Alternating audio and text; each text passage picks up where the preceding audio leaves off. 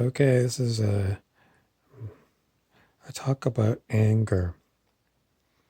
Now, I was just using my tablet, and I was talking to my tablet. You know, you got that little button; it'll listen to you. And my tablet, it wouldn't listen to me.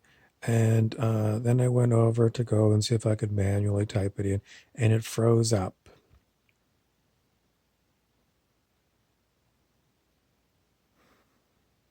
And then I could feel in my body anger rising up. Why the fuck doesn't this tablet work right now? Because I just turned it on.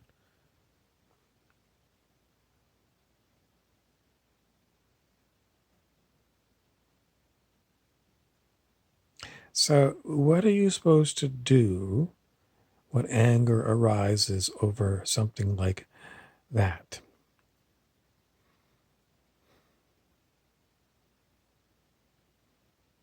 Pick up your tablet, fling it like it was a frisbee at the nearest wall, and watch it shatter into 1,000 pieces.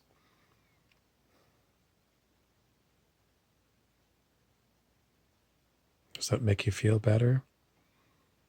No, it makes you feel worse because then you got to spend another $500 on a new tablet.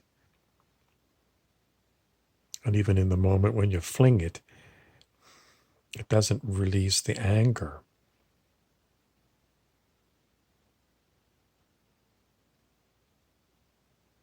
Why does anger arise when things go wrong? I don't know, but it does. And I've watched other people, and it does the same thing for them too. It seems to be a human reaction. But if you are someone who recognizes that anger is a very low vibration on the scale of human consciousness, I can't remember the exact number, but it's under 200. And anything under 200 on the scale is negative, which is not good at all. It's actually toxic to your body.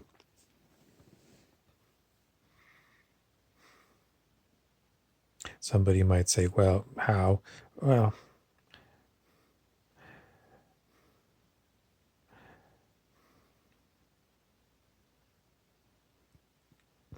I've read something somewhere that says if you have a lot of these kind of emotions in your body, um, it screws up your hormones.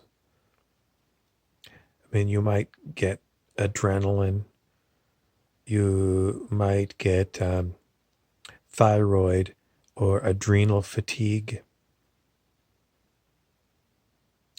You might have cytokine overload, and all these things lead to free radicals in your system, which causes aging, arthritis, heart disease, um, damage to your brain.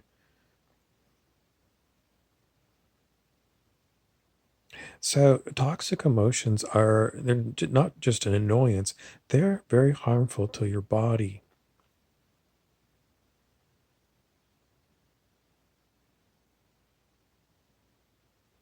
So what do you do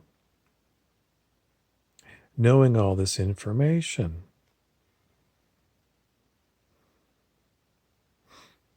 I say in so many of my items here, you really have got to get good at watching your mind and your body. You have to watch it all the time. So you recognize when anger is arising in your body. And then it goes ding, ding, ding. Anger is arising in my body. Because that's what I feel like. I felt like it was kind of arising out of my tummy. It was kind of like heat. There was like hot anger. And it was starting down here. And I could feel it coming up. And it was coming up right up here in my face. I could feel the heat in my face. You know, some people, that they have a wild temper. They get angry and they get blood red in their face. And their eyes start to bulge. And if they've got veins, you can see the veins kind of there's so much blood, their veins are kind of popping like this, and they lose it. So if you're watching your body all the time, and you noticed anger coming up, that's the first thing is like, uh-oh, anger's coming up. I don't want it. I don't want the anger, because it usually takes me 10 minutes to cool down if I really get angry. I know myself. I mean, I'm a Taurus, the astrological sign. That's what Tauruses are known for. Sometimes, for someone like me, it takes a little while before I really get worked up, kind of slow to get angry. But when I'm full on angry, I'm a Taurus the bull. And, I'm running around chasing matadors, very angry.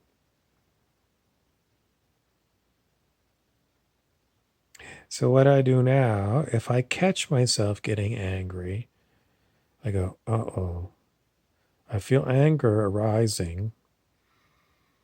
Usually what I do is I focus on my breathing.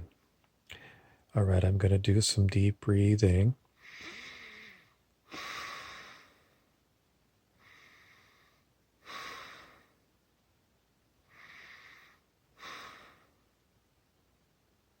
And if I catch it early enough, maybe 3 or 4 breaths of deep breathing, I can feel the anger dissipating. I'm not really good at dealing with my own anger. There's people in my life who are very difficult. And sometimes I get very angry around them because they're very difficult people. And after I've shouted at them, or, I swore at them or something, then if I'm smart, and I'm usually pretty good at recognizing that, the anger overtook me, I'll exit the scene as much as I can, leave them behind and go, maybe for a walk, or go to the, get as far away from all the other people so I can cool down.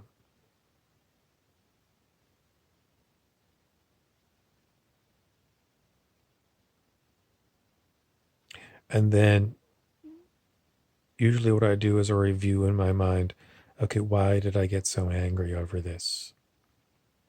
And my ego still comes in and says, well, it's only natural that something like that happens, that, that any other human would get really angry and upset. My ego always wants to just say, it's okay. It's okay. It's normal for humans. But spiritual teachings kick in if I'm lucky, and they'll say, no, Igor, the ego. That's what it's, Igor. Igor, no, you're incorrect. The reason you got angry was because you immediately reacted to someone that triggered you. Maybe they yelled at you, or they scowled at you, or, you were busy doing something else and they interrupted you, and anger took you over. So, you need to do a better job of watching your body throughout the day, so that if something unexpected happens, you stay calm instead of going into anger. Or if someone is starting to get really angry at you, or whatever it is that tends to trigger you, when you see that happen in another person, you very quickly get the hell out of there. Because someone else who's angry, they're not rational. They're not going to calm down. They're going to have an emotional outburst. You got to get away from them.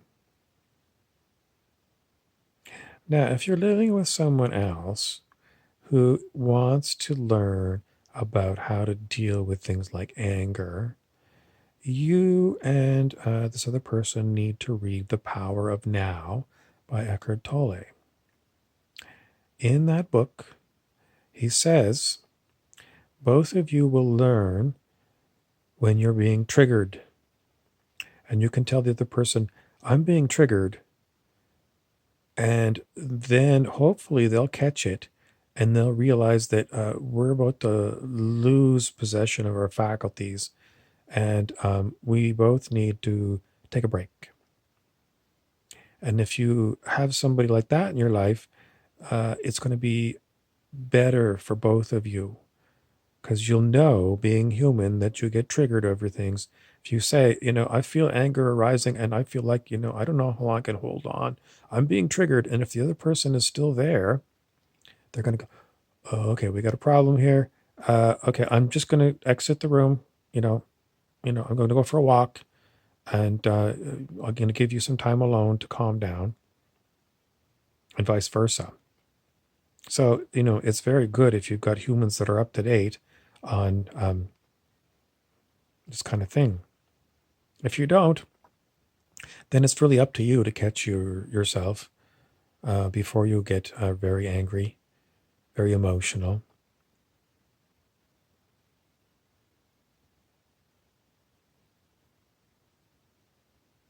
Working on yourself is a full-time job.